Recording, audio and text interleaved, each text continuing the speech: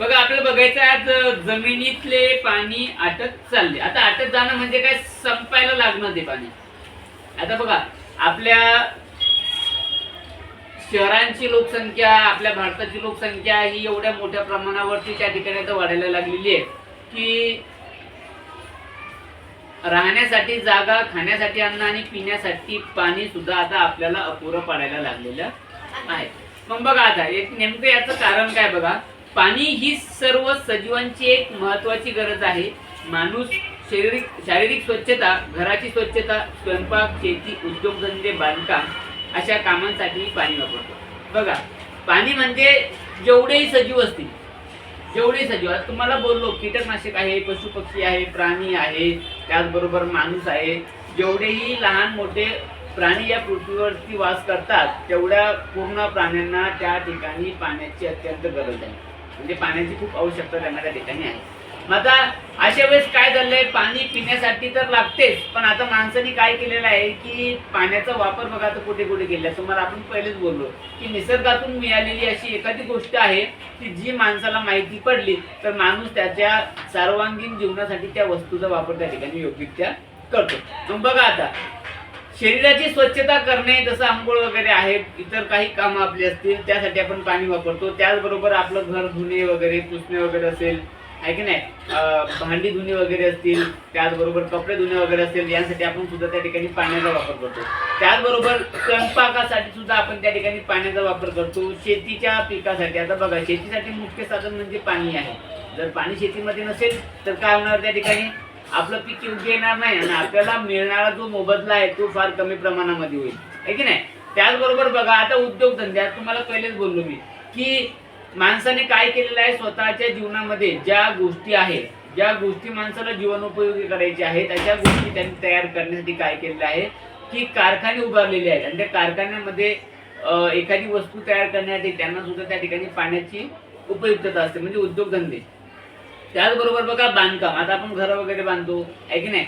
मग आता घरांवरती आपण पाणी मारतो की नाही, मग ते घर काय होते, त्या ठिकाणी पाणी मारल्यानंतर ते पक्के होतात, म्हणजे त्या घरांना सुद्धा आता पाण्याची अत्यंत आवश्यकता आहे.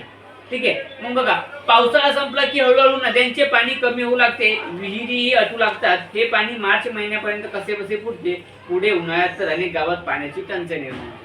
बघा साहजिकच आहे, पावसाळा या 3 महिन्याच्या ऋतूमध्येच आपल्या भारतामध्ये त्या ठिकाणी काय होतं, पाऊस पडतो. आता बघा 142 कोटी प्लस आपल्या भारताची लोकसंख्या आहे आणि 3 महिने पाऊस पडणं, ते पण कुठे कुठे कमी पडतो.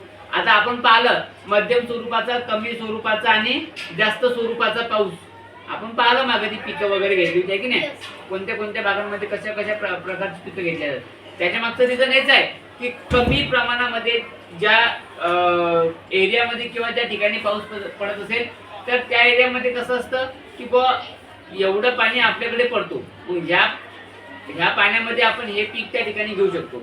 जास्त जर पाऊस त्या ठिकाणी पडत असेल तर आपण साळ असेल, तांदूळ असेल अशा पिकांची पेरणी त्या ठिकाणी करतो, आहे की नाही.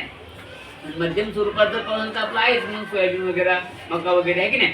तर यामध्ये विषय असा आहे की पावसाळ्यात जे पाऊस पडतो, ठीक आहे ना, पावसाळ्यामध्ये पाऊस पडल्यानंतर ते पाणी जमिनीमध्ये त्या ठिकाणी मुरून जाते आणि ते पाणी त्या ठिकाणी विहिरीमध्ये साचवलं जातं. मग हे पाणी आपल्याला कसं बस त्या ठिकाणी मार्च पर्यंत पुरते. केव्हापर्यंत पुरते, मार्च पर्यंत. आणि मार्च महिना संपत आला की आपल्या महाराष्ट्रातील असे कितीतरी गावं आहेत की त्या गावांमध्ये आपल्याला पाण्याची टंचाई त्या ठिकाणी निर्माण होते. मग बघा आपण काय म्हणतो, लोक शेतामध्ये राहायला गेले, लोक एका गावावरून दुसऱ्या गावाकडे स्थलांतर झाले. याचं कारणच ते आहे की त्या गावात पिण्यायोग्य पाणी सुद्धा त्या लोकांना मिळत नाही. कधी कधी लोक पाणी विकतात सुद्धा, टँकरचे टँकर आपल्या गल्लीमध्ये येतात त्यावरून, आहे की नाही. समजून घ्यायचं पाणी टंचाई निर्माण झालेली आहे. बघा आता जिथे कोणत्या ना कोणत्या स्वरूपात पाण्याची सोय होऊ शकते तिथेच माणसे वस्ती करतात. मी तुम्हाला पहिलेच बोललो की आता धाडला पाणी आहे बो, मग ज्या ठिकाणी पाणी नाही असे लोक काय करतात, धाडला येऊन वस्ती करतात. त्या ठिकाणी ते लोक राहायला सुरुवात करतात की बुवा आता धाडला आपल्याला पिण्यायोग्य पाणी मिळेल.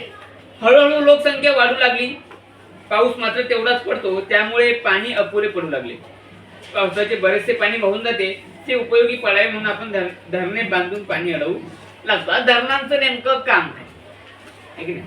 धरणांचं नेमकं काम काय तर बघा आता सर्वात मोठा विषय पाण्याचं कसं आहे की आपण काय पाहिलं की गावामध्ये आता रोजगार त्या ठिकाणी उपलब्ध व्हायला लागलेला नाही आहे की नाही. मग लोक काय करायला लागलेले की आता शहरांकडे रोजगाराच्या संधींसाठी ते शहराकडे धाव घेऊ लागले आहे की नाही. मग आता काय व्हायला लागलं शहरांमध्ये लोकसंख्या वाढू लागली.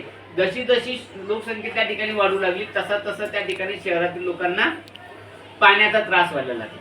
म्हणजे आता ज्या ठिकाणी 10 माणसं होती त्या ठिकाणी तब्बल 100 माणसं झाली आहे की नाही. मग 10 लोकांना पाणी सोडणं आणि 100 लोकांना पाणी सोडणं याच्यामध्ये फार जमीन आसमानाचा फरक आहे की नाही. मग आता काय करायचंय बा लोकसंख्या तर त्या ठिकाणी वाढू लागली. पाऊस तर तेवढाच पडू राहिला आहे की नाही. पाऊस तेवढा पडू राहिला. आता पाणी साचवायचं तर कसं. मग आता पाणी साठवण्यासाठी माणसाने काय केलं की त्या ठिकाणी धरणं बांधली आहे की नाही.